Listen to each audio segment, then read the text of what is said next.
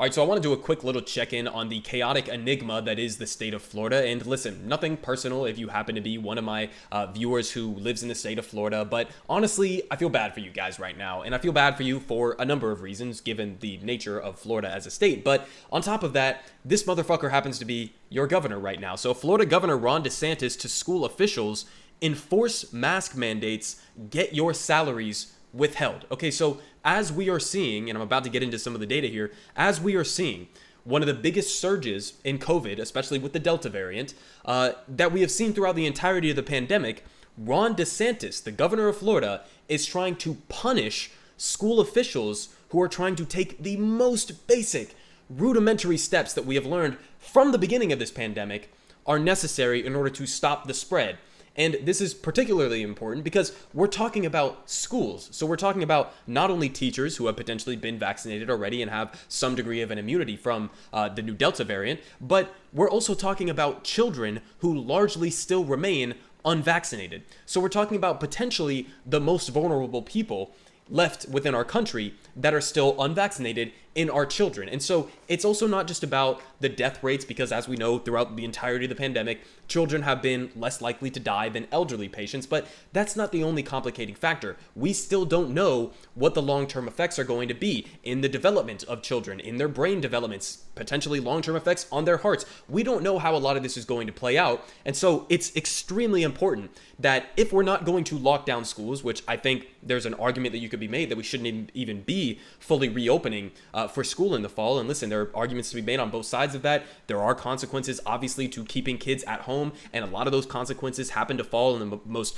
poor and vulnerable people in society. But there are also consequences to sending our children back, especially in states where you're not even allowed to enforce a mask mandate on the children, right? So this is what Ron DeSantis' priorities are, as we are seeing. And let's look at the data here, because I'm not usually one to focus on the cases, because a lot of people who are getting COVID right now are, even though it's nothing compared to the unvaccinated population, a lot of people who are testing positive for COVID right now happen to be vaccinated. And so the real important factor in all of this data isn't necessarily who's getting COVID, it's who's ending up in the hospital, and most importantly, who's dying from COVID. And so if you look at Florida here, look at their death rate, right? So this is not even cases, this is deaths. Okay, so a lot of Florida's hospitals are also filling up their ICU beds. This is the same case in Texas and many other southern Republican states like Louisiana, Arkansas, other states as well.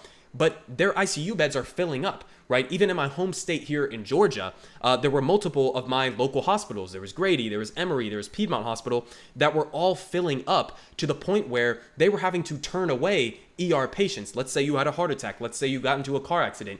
There is a possibility that in many of these states, you might be turned away from the hospital because their ICU beds and their ER rooms are filled up with unvaccinated COVID patients. Okay, so that's the reason why you would need to enforce mask mandates. That's the reason why even potentially you could make the argument for vaccine mandates, because we can't just have a situation where whenever there's a COVID surge, we have a bunch of unvaccinated people taking up all the ICU beds from everybody else. That's just not an acceptable situation, at least in my eyes. And listen, you look at the deaths here, they're almost at where they were in the peak of the winter surge before a lot of people were vaccinated. So this is with a substantial vaccinated population. And so what does that mean?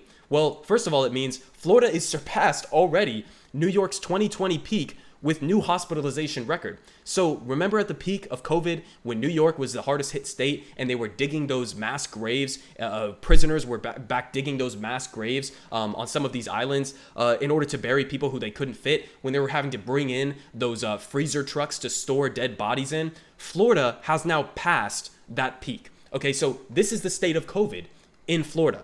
Right? Ron DeSantis not only doesn't give a shit about this, but he's signing laws into place that are specifically in favor of COVID. It's like he's defending COVID and wants it to spread as much as humanly possible. And guess what? He's getting what he deserves, right? He's getting what he chose to implement with his policy decisions, as we see right here. And not only have they broken New York's record, but as of right now, there are multiple states, including Florida in the southern United States, that are literally the highest per capita COVID infection centers in the entire world. If Florida was its own country, we would be blocking travel to and from Florida. Okay, it is the worst in the world in terms of per capita infection rates, in terms of the state of Florida. So this is completely ridiculous where we're at right now, this far into the pandemic, with a substantially vaccinated population, and he wants to send back children into schools where they're not going to be allowed to enforce mask mandates to protect everyone. So this is who Ron DeSantis is. Understands this. This is potentially a 2024 GOP frontrunner. Okay, and so not only is it just hospitalizations, but who are those hospitalizations? Well, again, the most vulnerable people left, the unvaccinated population, happens to be largely children.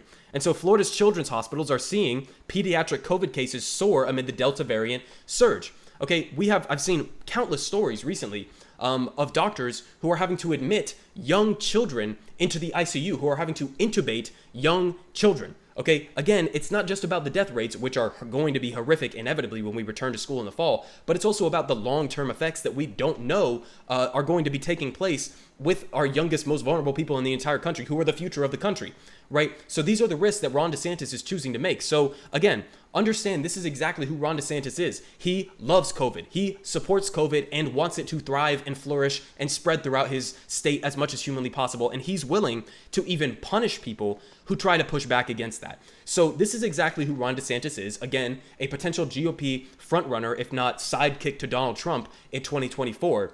And this is a guy who we absolutely cannot let rise to that position of power. Okay, so not only in 2024, but right now, this type of shit needs to be addressed, right? So a lot of these school boards are potentially trying to sue in tandem with a lot of these parents whose children are immunocompromised, whose children are at risk of dying from COVID, as he is now trying to prevent a lot of these school boards from implementing mask mandates. So Ron DeSantis, absolutely insane person, cannot let him rise to the position of president in the future, and we have to keep pushing back on a lot of these policies that these Republican governors all across the country, or at least across the South mostly, are implementing, because this shit in the fall, if we're going to return to school, is going to lead to children being hospitalized and, unfortunately, even dying.